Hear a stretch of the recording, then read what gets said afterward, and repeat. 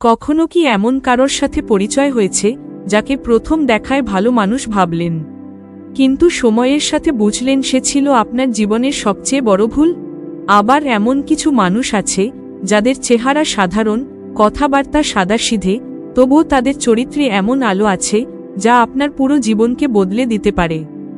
আসল মানুষকে চেনা খুব কঠিন, কিন্তু অসম্ভব নয়। আজ আমি আপনাকে একটা এমন ঘটনা শোনাব যা আপনার চোখ খুলে দেবে কে সত্যিকারের মানুষ আর কে শুধু মুখোশ পরে আছে। ভিডিওটি শুরু করার আগে আমার চ্যানেল অভিমুখকে লাইক, শেয়ার এবং সাবস্ক্রাইব করে পাশে থাকবেন। কলকাতার একটা ব্যস্ত বিকেল। নীলাদ্রি নামে এক মধ্যবয়সী মানুষ অফিস থেকে ফিরছিল। ক্লান্ত শরীর, চোখে স্ট্রেস, কিন্তু মনটা আজ অন্যরকম। কারণ আজ তার জীবনে ঘটে গেছে একটা অদ্ভুত ঘটনা, এমন ঘটনা যা তাকে মানুষ সম্পর্কে তার সমস্ত ধারণা পাল্টে দিতে বাধ্য করেছে। নীলাদ্রি একটা বড় প্রাইভেট কোম্পানিতে কাজ করে। লোকটা শান্ত, নম্র, সৎ, কিন্তু একটা সমস্যা আছে, সে মানুষকে খুব সহজেই বিশ্বাস করে ফেলে।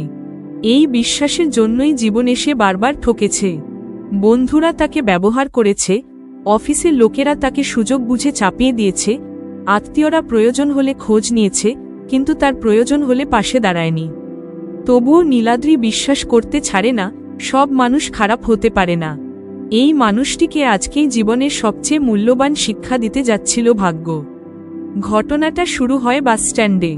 অফিস থেকে বেরিয়ে বাসস্ট্যান্ডে দাঁড়িয়েছিল সে। তখন দেখল রোদে দাঁড়িয়ে একটা বয়স্ক মানুষ খুব কষ্ট করে হাঁটছে। তার হাতে বাজারের ব্যাগ, পা দুটো কাঁপছে। চারদিকের মানুষ তাকালেও কেউ এগিয়ে আসছে না। নীলাদ্রি দৌড়ে গেল। বাবা, আপনার ব্যাগটা দিন, আমি ধরছি। বৃদ্ধ হেসে বললেন, বাবা, তুমি না থাকলে আজ হয়তো পড়ে যেতাম। ঈশ্বর তোমাকে ভালো রাখুক। এমন আশীর্বাদ শুনে নীলাদ্রির মন ভরে যায়। সেই সময়ই পাশ থেকে এক যুবক দাঁত বের করে বলল, দেখছেন, লোকটা খুব ভালো, খুবই ভালো মানুষ, বিনা কারণে সবার উপকার করতে আসে। আমরা না থাকলে পৃথিবী চলবে না। তার কথায় ব্যঙ্গ, বিদ্রূপ। চারপাশের লোক হাসল। নীলাদ্রি মাথা নিচু করে ফেলল। কিন্তু বৃদ্ধ লোকটা হাত ধরে বললেন, বাবা, ভালো মানুষকে সমাজ মাঝে মাঝে হাসবে, কিন্তু শেষে সমাজ তারই কাছে মাথা নত করে। এই একটা সংলাপ নীলাদ্রির হৃদয়ে কোথাও গভীর ছাপ ফেলেছিল। এর ঠিক দুদিন পরে ঘটে গেল আসল ঘটনা। অফিসে কাজের চাপে মাথা গরম। বৃষ্টি পড়ছে। নীলাদ্রি ছাতা আনেনি। সে ভিজতে ভিজতে বাসস্ট্যান্ডে দাঁড়িয়ে। ঠিক তখনই পাশ থেকে একজন বলল, দাদা, আপনি বেশ ভালো মানুষ মনে হয়, একটা সাহায্য করবেন? নীলাদ্রি তাকালো। 30-32 বছরের এক মানুষ, পরিষ্কার পোশাক, হাতে মোবাইল। লোকটি বলল, দাদা, আমার পকেটমার হয়ে গেছে, বাড়ি যাওয়ার ভাড়া নেই, একটু সাহায্য করবেন? কাল বিকেলে আপনার টাকা ফিরিয়ে দেব। এটা আমার নম্বর। লোকটা বেশ ভদ্রভাবে বলছিল। নীলাদ্রি ভাবল, মানুষ হিসেবে সাহায্য করা উচিত। সে ওই লোককে 500 টাকা দিল। লোকটা বলল, দাদা, আপনি দারুণ মানুষ। মানুষ আজকাল এমন হয় না। নীলাদ্রি হাসল। কিন্তু পরদিন ভরসা ভেঙে গেল। নীলাদ্রি সারাদিন অপেক্ষা করল, কোনো ফোন নেই। সন্ধ্যায় সে কল করল, এই নম্বরটি এখন আর সার্ভিসে নেই। তার মন ভেঙে গেল। তার মনে হলো, আমি কি বোকা, নাকি মানুষ এতটাই বদলে গেছে? সে বাড়ি ফিরে বিষণ্ণ মনে বিছানায় বসে থাকে।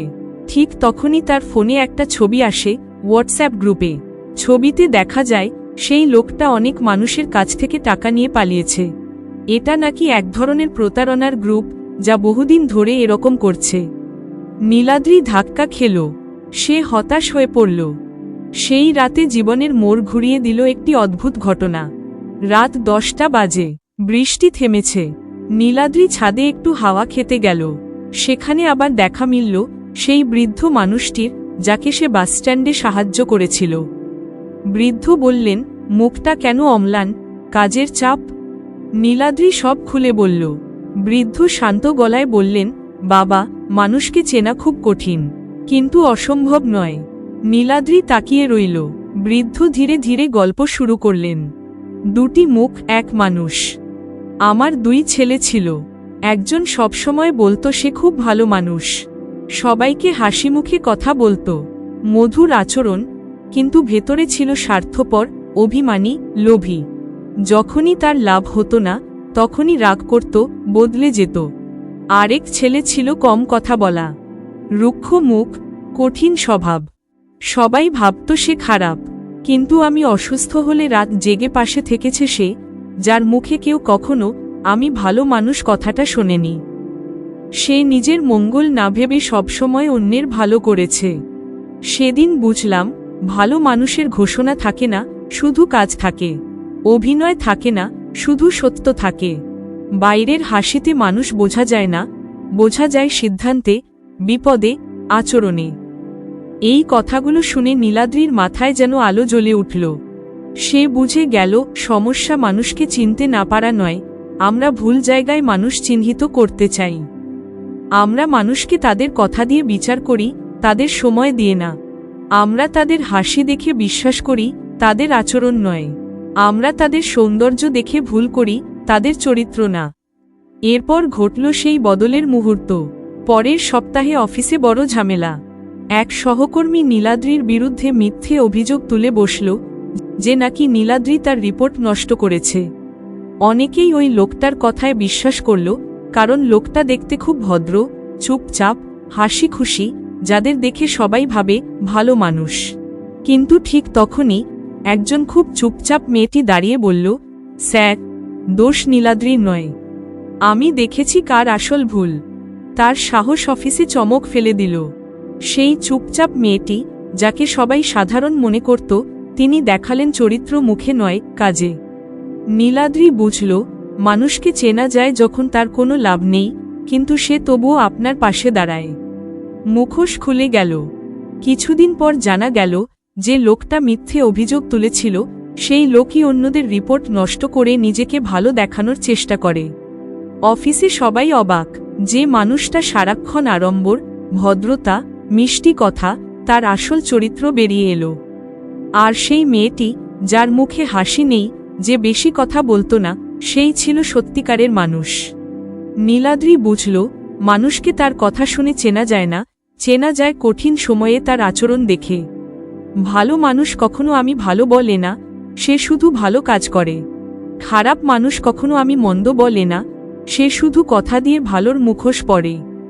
মানুষকে চেনার আসল উপায় তার আচরণ, দায়িত্ববোধ, সময়, সহানুভূতি, এবং আপনার দুরবস্থায় সে কতটা পাশে দাঁড়ায়। মানুষের চরিত্র তার অন্ধকার মুহূর্তে সবচেয়ে পরিষ্কার।